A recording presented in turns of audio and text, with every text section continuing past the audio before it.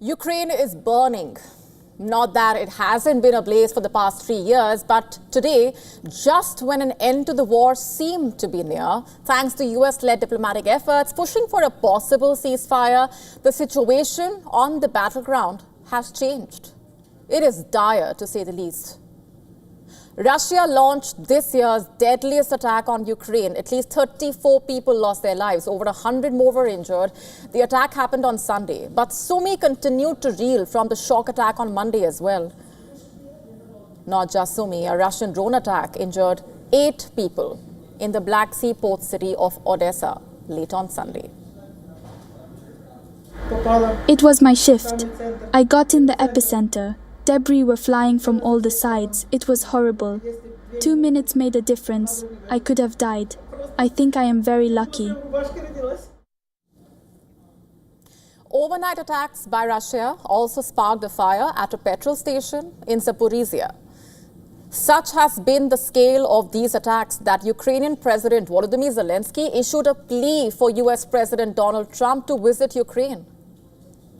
The incoming German Chancellor even accused Russia of serious war crimes. It wouldn't be the first time that Russia has been accused of war crimes, but the Kremlin has responded by insisting that it strikes only military or military-related targets. The question still is, does this throw a wrench in the works for peace talks?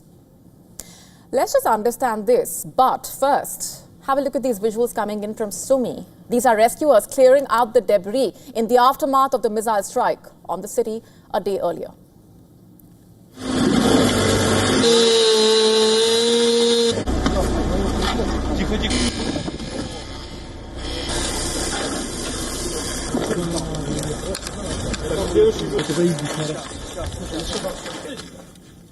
Here's what happened.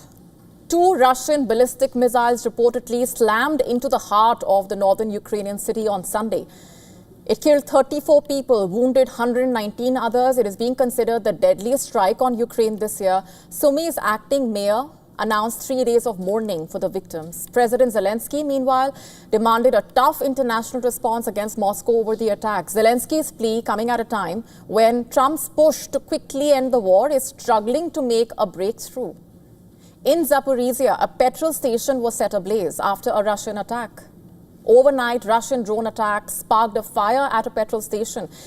Just last month, the US said that it had reached an agreement with Russia and Ukraine on a 30-day truce, banning strikes on energy infrastructure. But both sides have repeatedly accused each other of breaking the temporary truce. Taking stock of the reports coming out of Sumy, Ukraine's allies accused the Russian president of war crimes, and they have all lined up to condemn the Sunday attack on Sumy. Germany's incoming chancellor, in fact, accused Putin of committing a deliberate and calculated war crime. He said, and I'm quoting here, "There are 2 waves of attacks, and the second arrived as emergency workers were taking care of the victims. That is the response. That is what Putin does to those who talk with him of a ceasefire," quote unquote.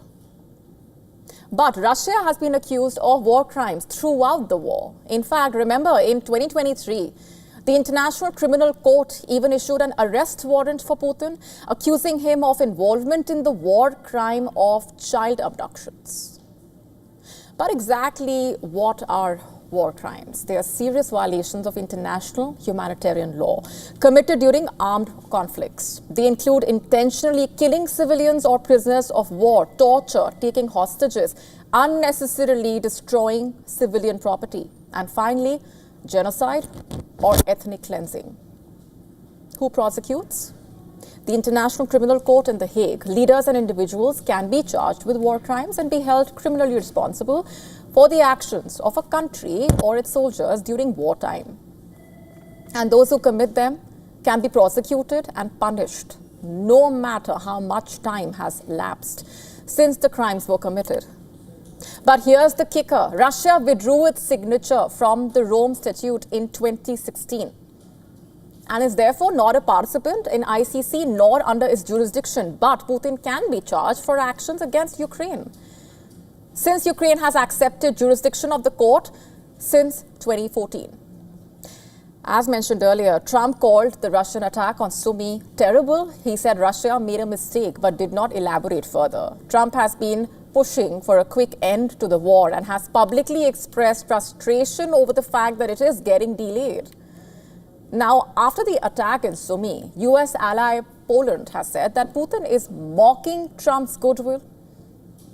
The Polish foreign minister has said, and I'm quoting, Ukraine unconditionally agreed to a ceasefire over a month ago.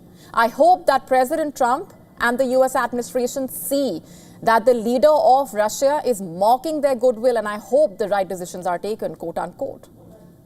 On Monday, that sentiment echoed through European capitals. Europe's foreign ministers called for a meeting in Luxembourg to discuss Ukraine. Speaking as she arrived at the meeting, the EU's foreign policy chief said ministers had to put maximum pressure on Russia to end this war. She said, and I'm quoting, "It takes two to want peace. All those who want the killing to stop should put the maximum pressure." So are they right? Will Trump change his stance on Putin after the Sumy attack? Remember, Donald Trump has described Russia's attack on Sumy as terrible, but stopped short of calling out Vladimir Putin directly for the strike. He even said that it was a mistake ever since Trump was sworn back to power. He has undertaken a sharp reversal of former President Joe Biden's policy to isolate Russia. Trump has brought Moscow to the table for peace talks and has reopened cooperation between its embassies. But if what the Polish foreign minister said earlier is right, Putin appears to be mocking Trump's goodwill with Russia's continued attacks on Ukraine. And if Western war analysts are to go by, there might come a point where the US president will be forced to be tougher on Russia. Trump wanted a deal by Easter, according to reports. Well, Easter is almost here and the battleground is not looking good. The war could carry on just like it has for the past 3 years, in fact. Already the Kremlin has responded, insisting that it only strikes military targets. To quote the Kremlin, Russia strikes only military or military-related targets, but it also warned Germany's incoming chancellor, saying that its promise to offer Taurus missiles to Ukraine would only lead to a further escalation.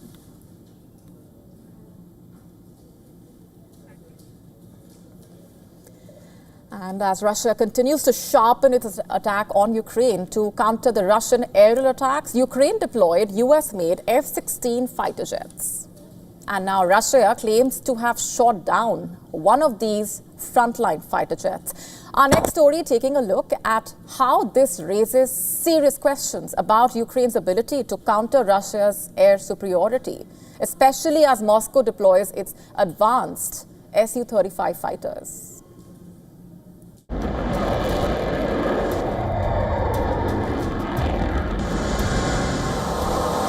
The skies over Ukraine have become deadlier than ever. Russia's defense ministry has announced the successful downing of a US-designed Ukrainian F-16 fighter jet. Kyiv admits that an F-16 pilot was killed in combat. Neither Moscow nor Kyiv released any details about how and where the jet crashed. This is the second confirmed loss of the US-made aircraft in the Ukraine war after an F-16 was lost in August last year. The earlier crash was blamed on friendly fire. Zelensky ordered a probe, but the details were never released. It was claimed that the tragedy in August last year might have been caused by the absence of the Link 16 tactical network on the Patriot missile systems delivered to Ukraine. The Biden administration hadn't planned to allow the delivery of these American-made jets to Ukraine. So now, without the Link 16 system, the missiles fired from the Patriot can't determine if the F-16 flying in the air is a friend or foe. In August, when Ukraine scrambled an F-16 to thwart a Russian attack, its own missile downed it. So basically, the F-16s faced twin threats from incoming Russian missiles and even missiles fired by Ukraine's Patriot system. While the arrival of F-16 jets was hailed as a potential game-changer in the war, Ukrainian officials now admit that these aircraft are no match for Russia's Su-35s in head-to-head aerial combat. Russia's Su-35 fighters, on the other hand, boast advanced long-range sensors, superior maneuverability, and a longer combat range. Armed with R-77 and R-37M missiles capable of striking targets over 300 kilometers away, Russian pilots can engage Ukrainian jets from distances where they cannot even be detected. In comparison, Ukraine's F-16s carry shorter-range AIM-9 and AIM-120 missiles, leaving them at a severe disadvantage. Training is also a concern. Ukrainian pilots are still adapting to Western jets after years of flying Soviet-era MiGs, while Russian pilots have extensive experience with Su-35s. Ukraine is now forced to use its F-16s primarily for air defense, taking down drones and cruise missiles rather than engaging Russian jets directly. This strategy underscores the limitations of the F-16s in challenging Russia's air dominance. Bureau Report, WION World is One.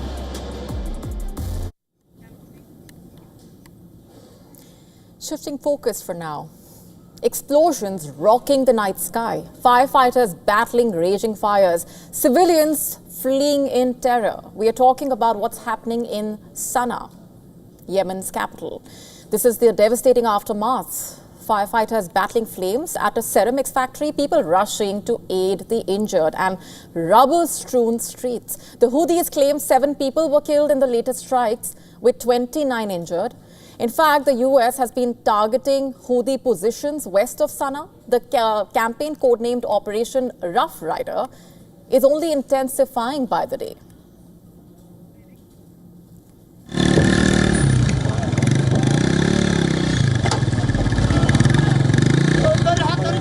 طيران أمريكي على مصنع الربلات.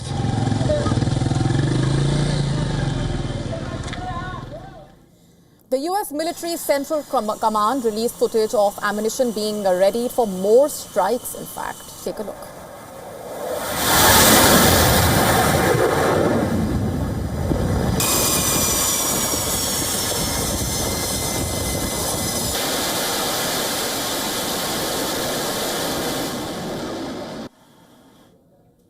The latest strikes coming a day after Houthis' daring missile attack.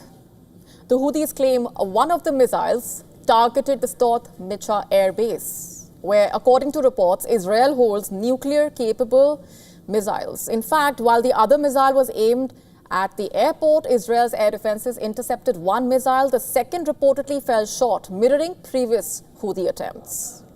The US campaign, which started on March 15, has already claimed over 120 lives, according to Houthi health authorities. The strikes have targeted radar systems, air defenses, ballistic missile launch sites, aiming to cripple the Houthis' ability to attack commercial vessels and naval assets in the Red Sea and the Gulf of Aden. The Houthis, despite the 1-month-long aerial attack by the US, remaining a potent fighting force. The Iran-backed rebels have now claimed to have shot down another US MQ-9 Reaper drone, in fact, marking the 4th such incident.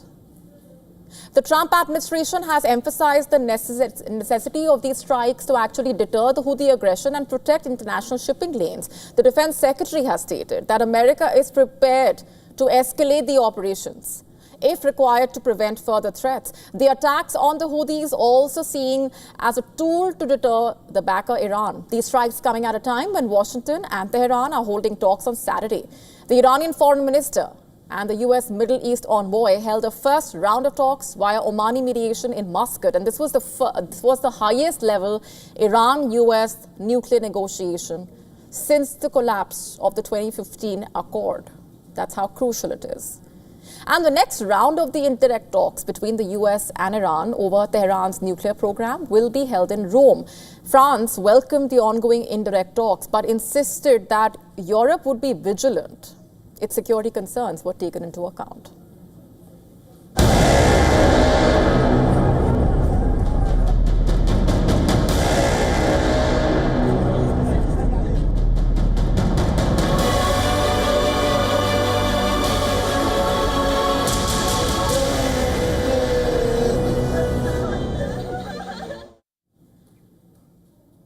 On Sunday, Israel hit Gaza's last fully functional hospital. It's 200. Israeli Prime Minister Benjamin Netanyahu got into a public spat with the French President Emmanuel Macron. Palestinians, in a way, have nowhere to go. Israel has intensified its campaign as far as Gaza is concerned. Artillery and air raids have hit several areas of Khan Yunis in Gaza South. According to the World Health Organization, a Palestinian child died due to disruption of medical care when the Israeli forces bombed the hospital. The hospital in question is the Al Ahli Arab Baptist Hospital. It was the last fully functional hospital in Gaza City. The Palestinian Ministry of Health has criticized the failure of international law to protect medical facilities, describing the situation as a health disaster.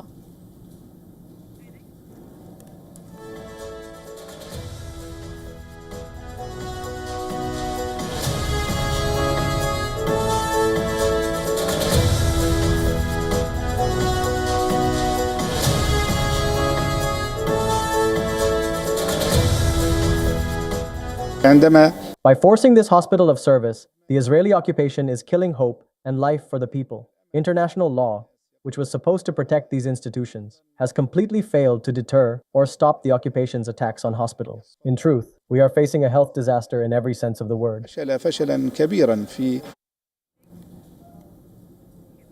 But this is not the first time that this hospital has been hit. In the early days of the war, the hospital was hit massively.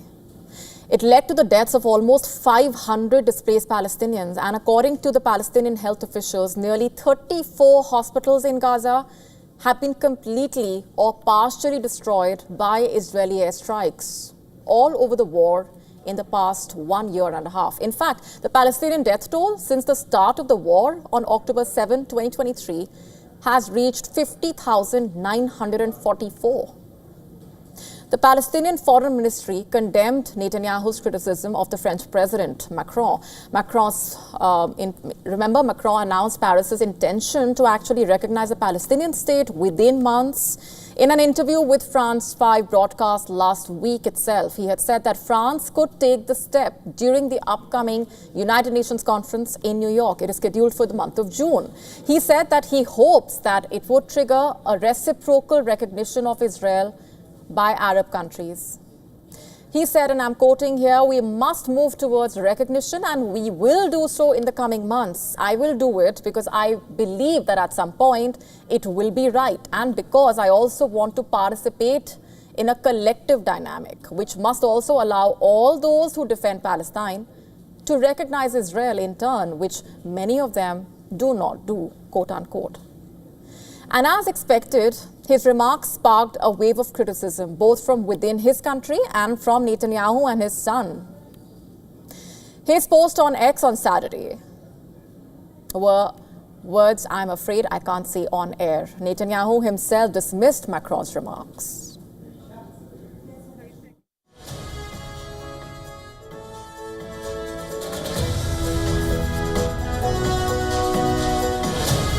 And in a statement, he said, and I'm quoting here, "President Macron is gravely mistaken in continuing to promote the idea of a Palestinian state in the heart of our land, a state whose sole aspiration is the destruction of Israel.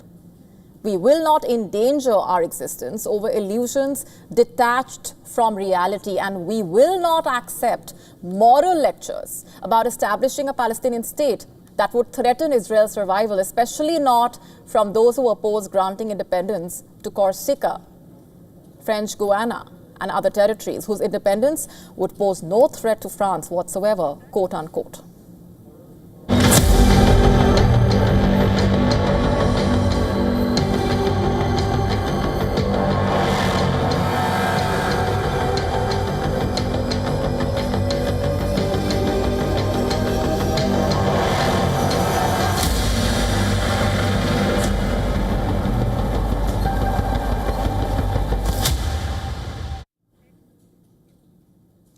Our next story is about Belarus. The country has just announced that it is ready to welcome thousands of skilled Pakistani workers. And why now? Who said this? Let's break it down for you. President Lukashenko, he made that statement right after meeting Pakistan's Prime Minister Shehbaz Sharif in Minsk on Friday. What's the deal all about? Lukashenko said the two leaders have agreed to send trained professionals from Pakistan to Belarus in fields that Belarus chooses. In fact, Pakistan will help pick the right people for these jobs. And how many workers are we talking about? Lukashenko said, and I'm quoting here, let it be 100,000 or even 150,000. He promised that Belarus will make sure these workers get the right conditions to work and live there, quote unquote. Prime Minister Sharif called it a great opportunity. He said Pakistan would send hard-working and skilled workers, people who are ready to support their families and help build stronger ties between the two countries. He even told Lukashenko, quoting, "This offer made my day." Let's just look at the bigger picture here. Belarus has a population of about 9.1 million. In 2024, just over 60,000 migrant workers were employed there, and nearly 40% of them were from Russia. But now, according to the Belarusian Deputy Trade Minister, the country is running out of local workers. Employers need more people, so bringing in migrant labor is now a necessity, not a choice. But here's where things get complicated. Since 2021, there has been a sharp rise in migrants trying to cross from Belarus into neighboring Poland and then further into Europe. In fact, last year, around 2,500 people crossed that border every single month. Poland is even building a fence to stop it, but the crossings continue. Poland says Belarus is doing this on purpose and have alleged that Belarus is doing this with the help from Russian security services to send asylum seekers into the EU. Of course, both Belarus and Russia have denied this. Most of these asylum seekers are from West Asia and North Africa. Reports say that they are heading westward, hoping for better benefits in countries in bigger and more prosperous European countries like Germany or France. But now the question is, will Pakistan's deal with Belarus lead to more jobs or more complications? Only time will tell. And before we go on, here's a quick look at what else is lined up for you on the show tonight. We tell you all about the Russian President Vladimir Putin's $100 billion push to expand the Navy. What is in store, what's behind the move, and why now? The historic all-woman space mission was successful as Katy Perry and 5 other women complete the historic journey and land back successfully. We get you the updates.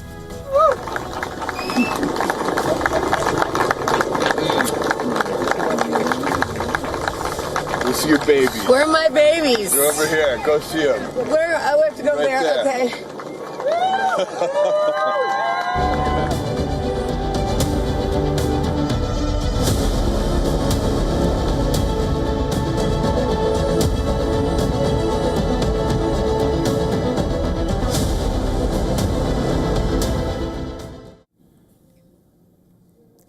Shifting focus now to India, fugitive diamond jeweler Mehul Choksi has been arrested in Antwerp, Belgium.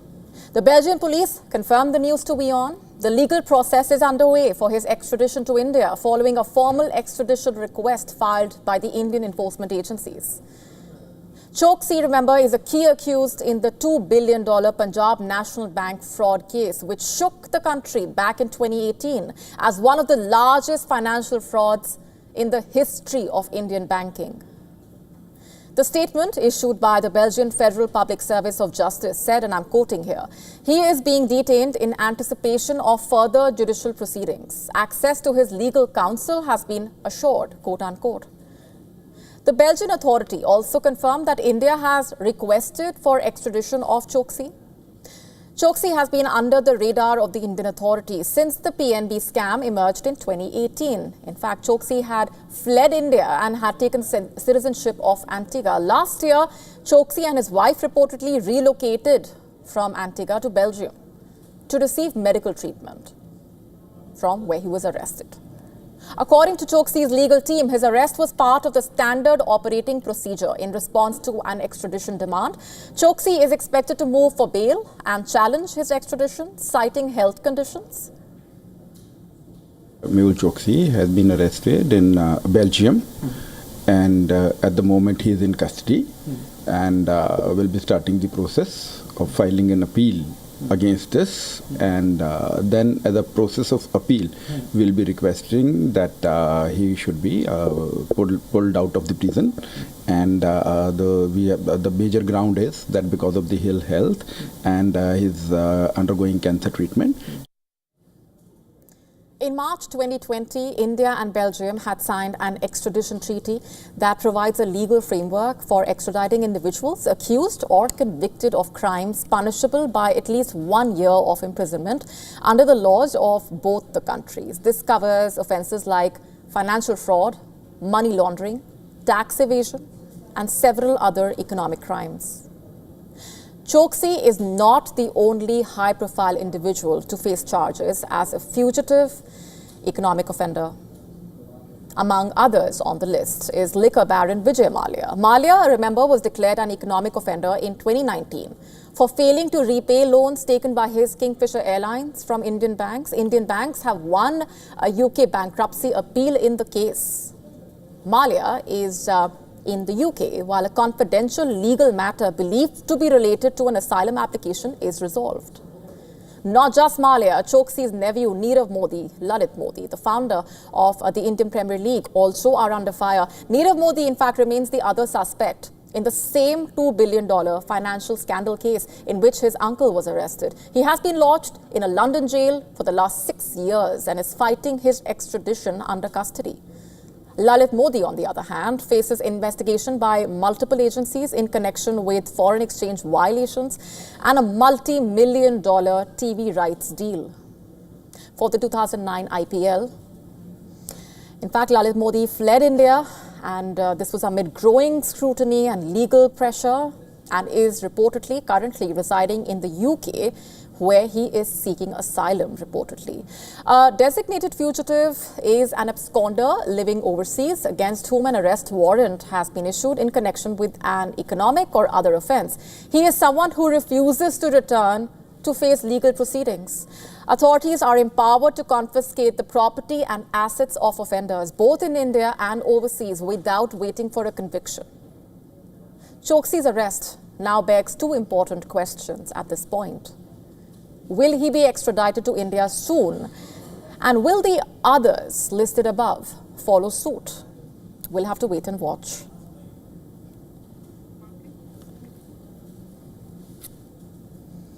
Shifting focus for now, world markets are back in green after the tariff turmoil, which wiped out over $12 trillion US. But now there is some sense of calm. The US stock markets opening in the green, the US dollar, in fact, also regaining some ground. This comes as investors grappled with the latest twists and turns in Trump's trade tango. On Friday, we heard BlackRock, the world's largest asset manager, saying that the US may be heading for a recession.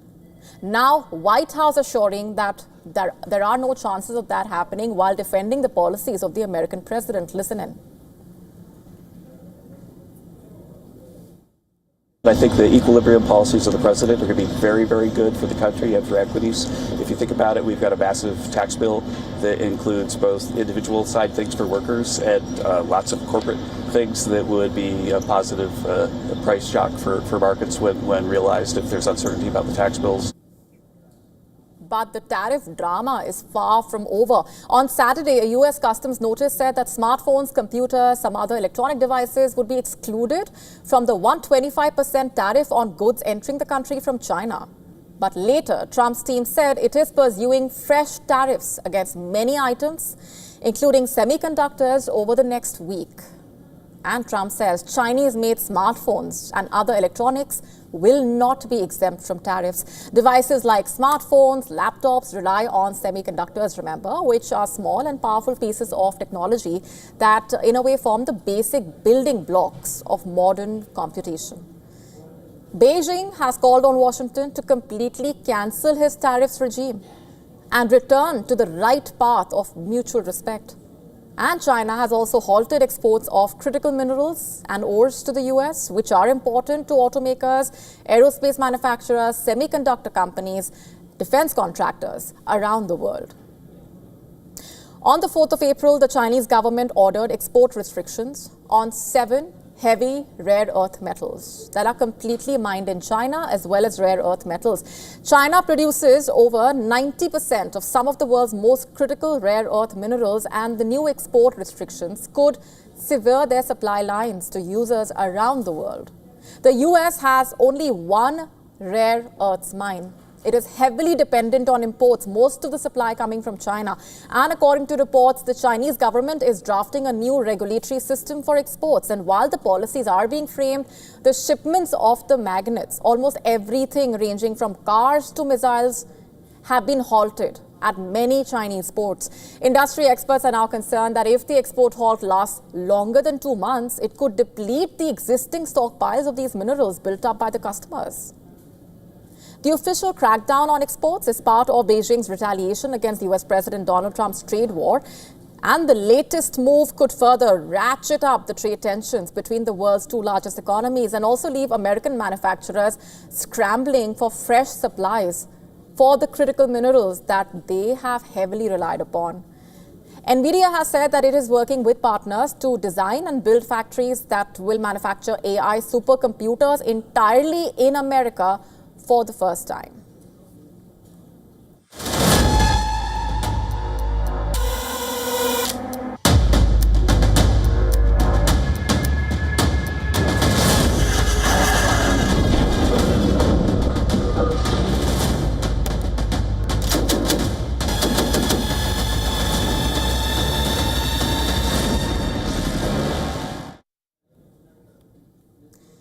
Russia is all set to transform its navy and boost its prowess via an ambitious modernization program. The Russian president has announced that an amount close to $100 billion will be allocated for the development of the navy over the next 10 years. Let's tell you more. During a meeting in St. Petersburg, Putin confirmed that Russia has built 49 naval ships over the past 5 years, as well as commissioned strategic nuclear-powered missile submarines that can help establish Russia as a formidable force in the domain. Putin also said that Russia has made significant strides in the naval space, and the current initiative only seeks to revitalize its maritime capabilities, emphasizing advanced shipbuilding, cutting-edge missile technology and strategic realignment to address the evolving security landscape. But the question is, why was this necessary and why now? During the 3-year conflict in Ukraine, the Russian Navy has suffered significant losses, with Kiev claiming to have destroyed around a third of its Black Sea fleet by mid-2024. However, in recent months, Russia is trying to revamp its navy in an urgent fashion, especially as nuclear forces will be a critical focus of the next stage in its development. Commenting on its progress, Putin says Russian Navy's nuclear weapons have been fully modernized with the latest upgrades and technologies. He also urged that this must be maintained in the future as well, so that the Navy is fully prepared in the face of expanding maritime threats, as well as an increasingly uncertain and volatile global order. Listen to this. I would like to note that in the coming 10 years, 8.4 trillion rubles have been allocated for the construction of new ships and vessels of the Navy, and these funds should be taken into account when forming the state armament program. And this is significant to say the least. It charts the way for Putin's vision of crafting a new image for the Russian Navy. And as part of the overhaul plan, over 40 new ships will be added this year alone, surpassing previous annual figures. Additionally, new vessels will be constructed. Coastal components will be enhanced. Base infrastructure will be revamped to bolster the naval capabilities. But then, how smooth sailing will this plan actually be is the immediate question. While the naval modernization program is an ambitious one, it also faces several challenges like economic sanctions, technological hurdles, and of course the ongoing conflict in Ukraine that might impact the timely and effective implementation of the plan. Not just that, the loss of experienced personnel and the need for extensive training to operate advanced systems might also make things all the more complex. So will Russia be able to overcome these hurdles and stick to its guns? We'll have to wait and watch.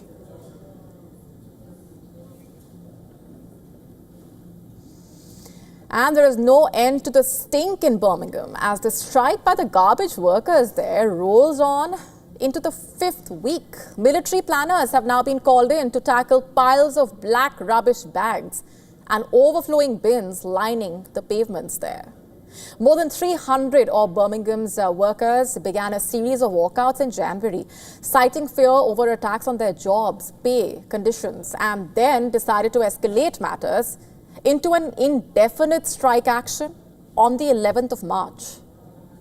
And the dispute has left tons of uncollected waste choking the streets of Britain's second largest city, prompting the government to issue a warning of a public health crisis due to the rats feasting on mounds of rotting rubbish. Just pay money, obviously, they deserve the pay. It's not an easy thing to do, is it? Look, we're doing their work. I know how hard it is. I will lift for the bill liners up. And it's not easy, is it? And then they got to do this 7 days a week, isn't it? And all the bags they can pick up, so they deserve it. Just pay money, that's it, end of story. I would say not enough's been done, I would say that there should have been a contingency in place at the very beginning because they knew it was going to be a long haul. And in previous times, there was contingencies placed. So now, after a government appeal to the army, a small number of office-based planners will provide logistical support for a short time, and soldiers are being deployed to collect the garbage.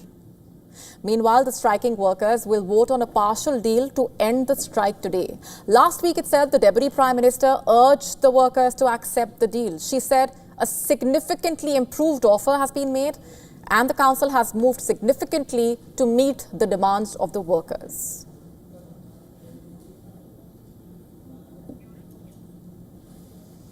And we're moving on for now. Extremism has gone digital. The internet, which was once a tool for connection, now serves as a breeding ground for radicalization. According to a report by AP News, European counter-terrorism agencies are facing a growing challenge, one that involves the younger generation getting radicalized by intense online content.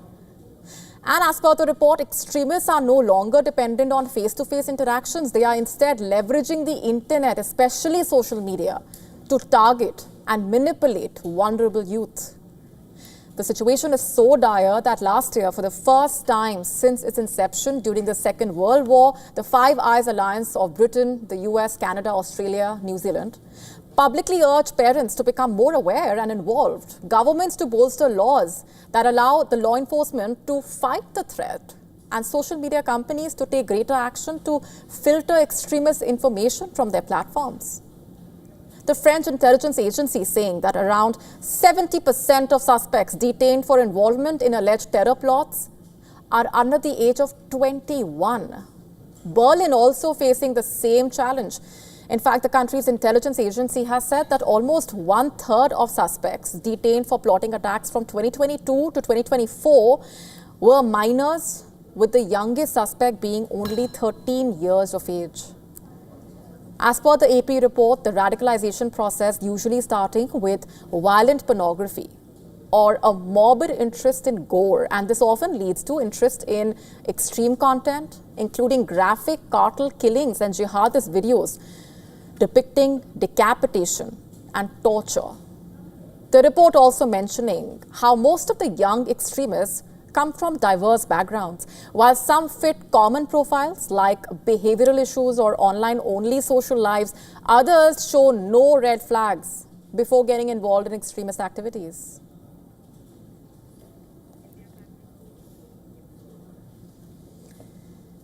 India is flipping the poverty script, and how? Using sharp policy, data-driven action, and a mindset shift from backward to aspirational. The country's poorest regions, in fact, are rising fast. Multidimensional poverty is falling, and India's economic engine is not just roaring, it is reaching the remotest corners. Our next report telling you more. India's march toward economic affluence is steadily reshaping the global narrative on poverty. Once home to some of the world's poorest regions, the country is now showcasing how strategic governance and targeted development can spark transformation, even in its most overlooked corners. Data from Niti Aayog's Multidimensional Poverty Index reveals a remarkable decline in extreme poverty between FY16 and FY21.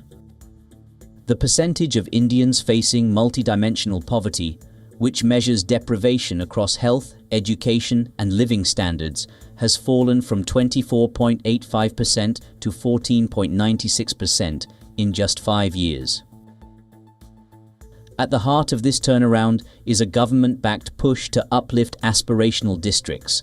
Rather than labeling them backward, India reframed the narrative, and in doing so, reframed destinies. These 100-plus districts were placed under a focused mission mode initiative, integrating real-time data, policy innovation, and performance-based progress tracking. The results? Many of these districts are outpacing their own states in poverty reduction, turning yesterday's challenges into today's case studies in success. While a few laggards remain, the broader trend is clear. India is not just talking the talk, it's walking millions out of poverty. As the global economy grapples with inequality and fractured development, India is quietly scripting a success story. Call it smart policy or grassroots ambition, but India's war on poverty is beginning to look a lot like victory. Business Bureau, WION, World is One. Germany, once the benchmark for industrial might and precision, is literally falling apart. What was once Europe's sleek, roaring engine is now coughing on dust and drowning in red tape. Our next report telling you how the cracks are not just in the concrete, they are in the system itself. Take a look.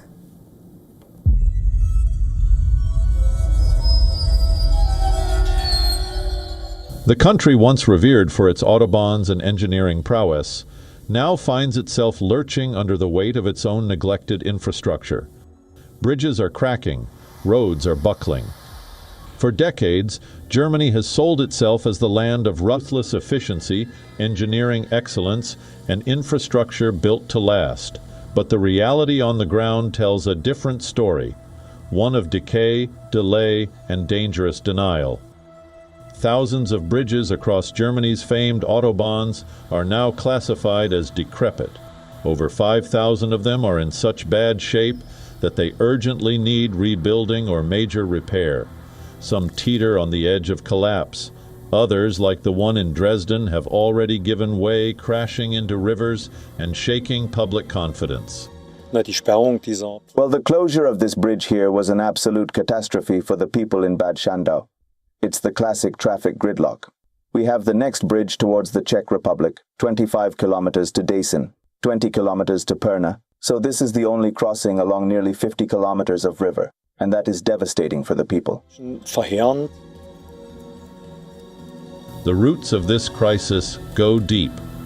Much of Germany's post-war infrastructure was built quickly and cheaply, a necessary compromise in the economic boom.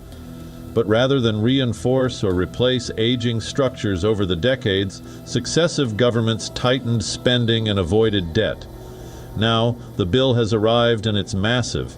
The new German government has finally pledged $556 billion over 12 years to fix the country's crumbling foundations. But in a nation obsessed with precision, nothing moves fast. Endless regulations and planning procedures mean it could take years before anything gets built. Now that there's money, a growth spurt could actually be generated very quickly. But what is really necessary for this is that the money is spent quickly. And for that, we need much faster planning and approval procedures than we had so far.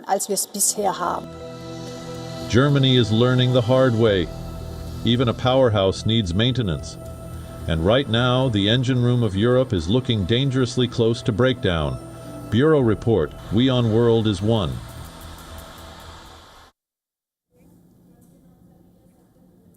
Shifting focus for now, Pakistan imported more solar panels in 2024 than any other country in the world. A report by the Global Electricity Review 2025 saying Pakistan imported 17 gigawatts of solar panels in 2024. pushing it into the ranks of the world's leading solar markets. Pakistan's imports of solar panels, in fact, surged threefold in the last 3 years, with imports soaring from 6 gigawatts in 2022 to 17 gigawatts in 2024. Much of the surge happened over the last 1 year as Pakistan's solar panel imports doubled from 8.5 gigawatts in 2023 to 17 gigawatts by 2024 end. And this, by the way, is roughly half of Pakistan's peak power demand. The speed and the scale of Pakistan's imports is striking since it's not driven by a national program. According to the UK think tank Ember, most of the demand for solar panels in Pakistan is driven by rooftop solar installations by small households, business and commercial users. The shift to solar follows years of worsening power cuts, fluctuating tariffs, high costs associated with diesel generators and imported fuels. Declining solar panel prices also contributed to the rising interest in solar power. This green thing is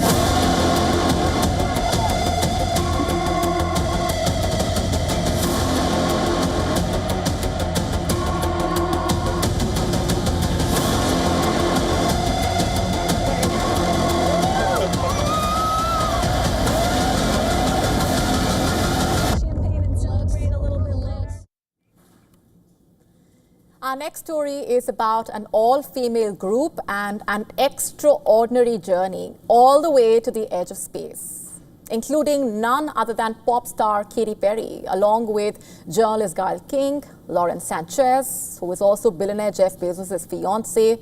What about the rest of the crew? Aisha Bowie, bioastronics research scientist, and civil rights activist Amanda Nguyen, film producer Kerry-Anne Flynn. They have returned to Earth after a historic all-woman flight. It was an 11-minute ride, and they have landed safely after reaching above an altitude of 100 kilometers, the internationally recognized boundary of space known as the Karman line. Basically, the flight brought the passengers beyond the internationally recognized boundary of space. And this, by the way, was the first all-female space crew since Valentina Tereshkova's historic solo flight in the year 1963. In fact, civil rights activist Amanda Nguyen has become the first Vietnamese woman to fly to space. The astronauts crossed the international boundary for space and unstrapped themselves to feel microgravity. It's been quite a journey. The women were on board a Blue Origin rocket. Blue Origin was at the landing site to welcome the all-women crew after returning from space. This is the first all-women crew of the 21st century to go into space. And naturally, there has been a lot of curiosity and excitement. Such high-profile guests, after all, are intended to keep public interest in Blue Origin's work as it battles multiple rival firms in the space tourism field, where the competition is only heating up. And Bezos' top challenger in passenger flights is Virgin Galactic, which offers a similar suborbital experience. But Blue Origin aims in the future to bring space tourists into orbit, competing directly with Elon Musk's SpaceX.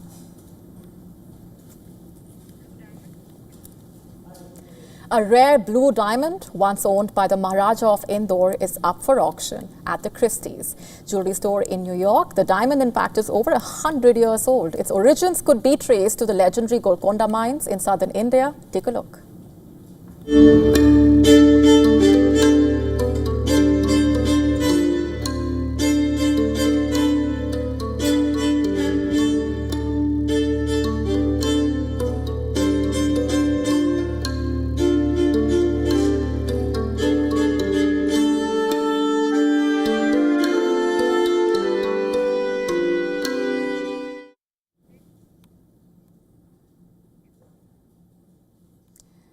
Moving on for now to the celebrations across communities in Indian states gearing up to welcome their regional New Year's via a week-long celebration.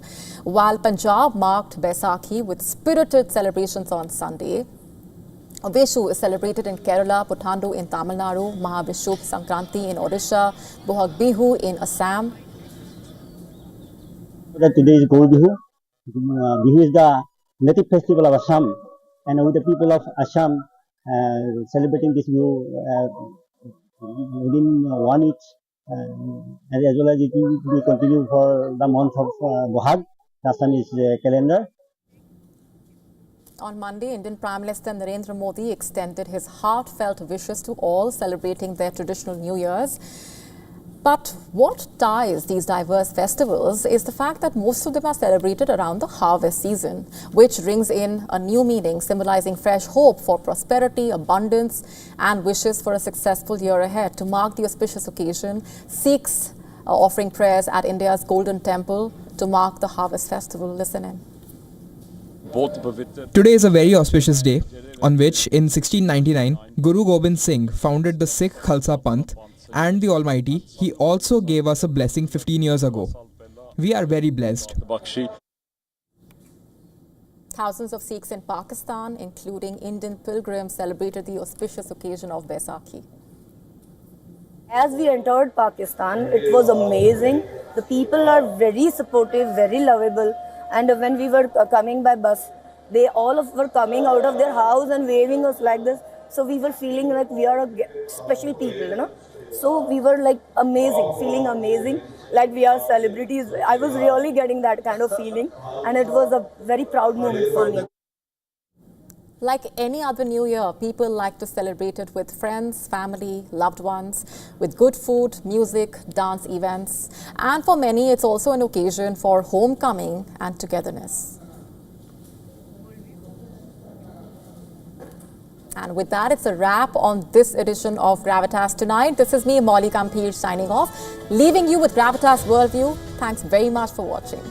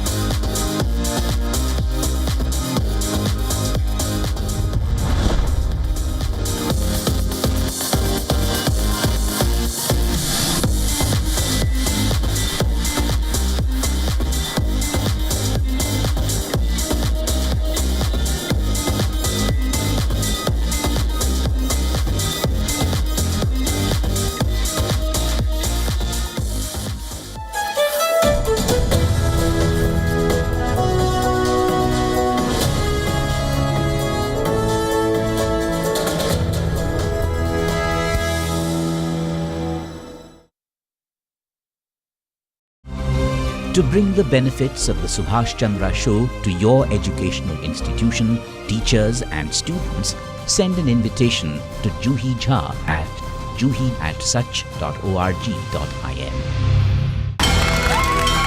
From the bustling trading floors of Wall Street to the vibrant exchanges of Asian stock markets, WION breaks it down for you to make sense of what's happening, as we reveal the key factors behind events, strategic battles, and the game-changing business decisions that shape the world.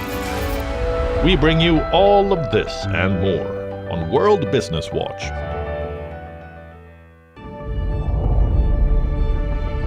The Earth is sending distress signals. Wildfires, droughts, and melting glaciers. Can we reverse the damage? Explore the harrowing effects of climate change. It's a wake-up call. Global emergency.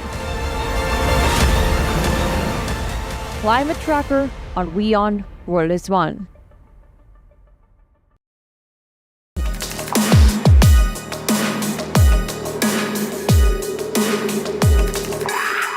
Catch me on Token Money Magnet, only on WION.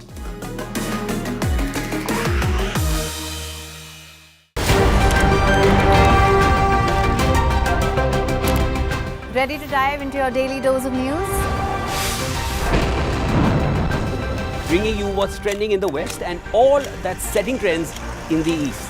And all of this served up with a side of insightful banter. We don't just bring you the latest stories. We bring you your talking points for the day. And while you do that, from the busy streets of New York, I will provide you with deeper insights on the developments through the course of the day in the U.S. the show that keeps you ahead of the global curve. A conversation you'd want to be a part of. A place where news becomes an engaging exchange. We bring you stories that impact your present. This is World DNA. Join the conversation.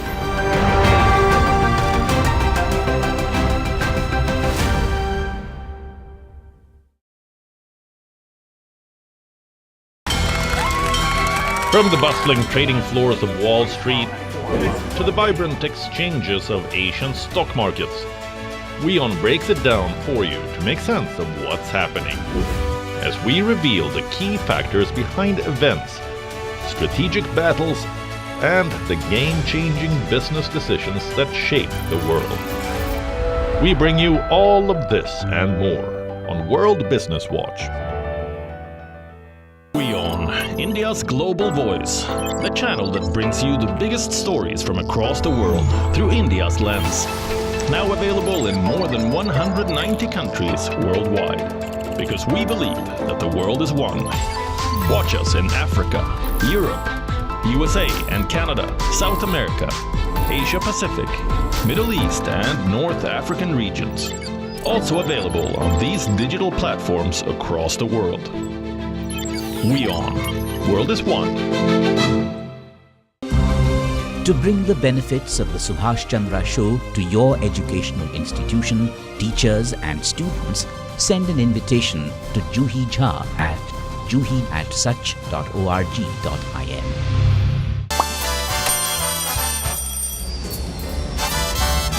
Vielleicht nur